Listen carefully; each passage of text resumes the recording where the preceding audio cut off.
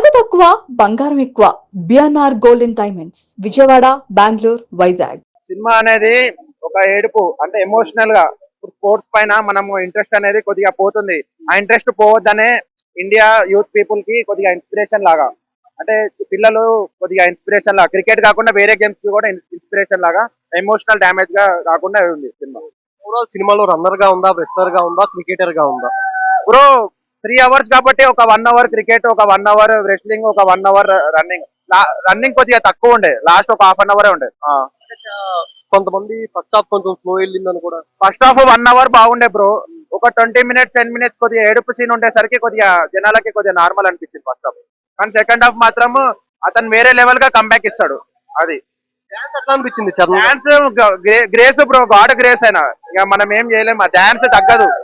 అది కొన్నిటెల ఫ్యామిలీ నుంచి, చిరంజీవి నుంచి ఇటు వచ్చింది, నెక్స్ట్ వస్తుంది. మ్యూజిక్ ఎట్లా అనిపించింది సినిమాలో? మ్యూజిక్ సూపర్ బ్రో, మ్యూజిక్ 4 పాటలు బాగున్నాయి. ఓవరాల్ రేటింగ్ 3.54 ఇస్తా. ఈ పెద్ద సినిమాకే వస్తాయి A to Z అన్ని యాక్టర్ టోటల్ అవార్డ్స్ 2026 లో మొత్తం ఇవే. జగపతి బాబు యాక్టింగ్ సూపర్, నమ్మలేకపోయినాము, ఆయన చూసే వరకు నమ్మలేకపోతున్నాము. ఈ రామ్ చరణ్ యాక్టింగ్ అంటారా, ఏ దానికైనా ఫైట్లు కాదు ఏది కాదుకున్నా కూడా ఒక మనిషిని చూసే మనం సినిమా చూడవచ్చు. అంతా ఫీల్డ్కి వెళ్ళిపోయాడు మొత్తం. A to Z A batting చేసినా ఒక ఏవైనా ఫుల్లుగా ఆయన ఫీల్డ్కి ఫుల్ వెళ్ళిపోయాడు. కుస్తీ పోటీలకి ప్రతి ఒక్కటి బాగున్నాయి. ప్రతి ఒక్క సాంగ్స్ ఆయన ఈ మూవీ చూసి మేము ఏం చేయలేము అనుకున్నాము. రామ్ చరణ్ గారి డాన్స్ మేము మర్చిపోయినాం అనుకున్నాము. లాస్ట్ ఐటమ్ సాంగ్ లో మళ్ళీ గుర్తు చేసిండు, ఇరుగదీసిండు. ఆ ఒక్క పాటతోని రామ్ చరణ్ గారి డాన్స్ ఎప్పటికైనా మర్చిపోలేము. ఇండస్ట్రీలో సూపర్ ఉంటుంది. అందరికి ఎవరైతే బాగుందన్నా నీకు టేస్ట్ లేదు, ఏం లేదు, నీకు ఉంటది డాన్స్. రామ్ చరణ్ గురించి డాన్స్ ఏముంటుంది అంటే ఆయన బాడీ మొత్తం గ్రేసే. ఏంటది ఆయన అసలు గ్రేస్ కాకుండా బాడీలో ఇంకేముంటుంది, స్ట్రెంత్ అన్ని ఉంటాయి. తోపు అసలు ఆయన ఏంటి అంత తోపే. అసలు ఏంటి Buchi Babu Sana, they created the best movie ever. అసలు నాకు ఈ రోజు మాటలు లేకుండా, this is such a roller coaster movie.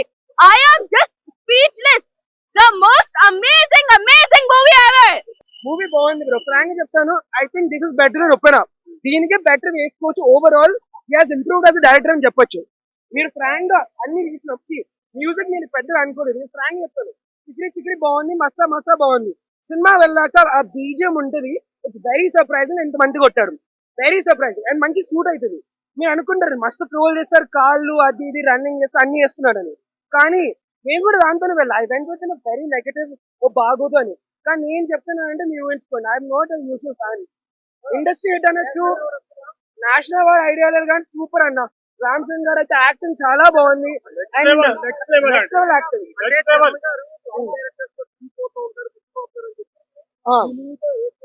I feel like, see, I cannot give movie వల్ల మొత్తం డైరెక్టర్ అని, but he has a very good career ahead. Actually continue చేస్తారు. చాలా మంది డైరెక్టర్స్ ఒక 2 మూవీ రిలీజ్ చేసి ఆగిపోతారు. But if he doesn't let this confidence get to him, ఇదే మంచిగా గ్రౌండెడ్ గా వెళ్ళి చేస్తే చాలా హిట్ అవుతుంది. థియేటర్స్ ఒకటి చెప్తాను, మీరు వచ్చే సినిమా చూడండి, నచ్చకపోతే అంతే. Because I can force my opinion. నాకైతే జెన్యున్ గా నచ్చింది. నాకు అసలు జెన్యున్ 3 hours అనిపించలేదు, ఎమ్మటే అయిపోయింది. నేను మంచి స్మూత్, ఎక్కడ స్లో మూమెంట్ లేదు, సూపర్ ఉంది. రామ్ చరణ్ గారి డెడికేషన్ బాగుంది.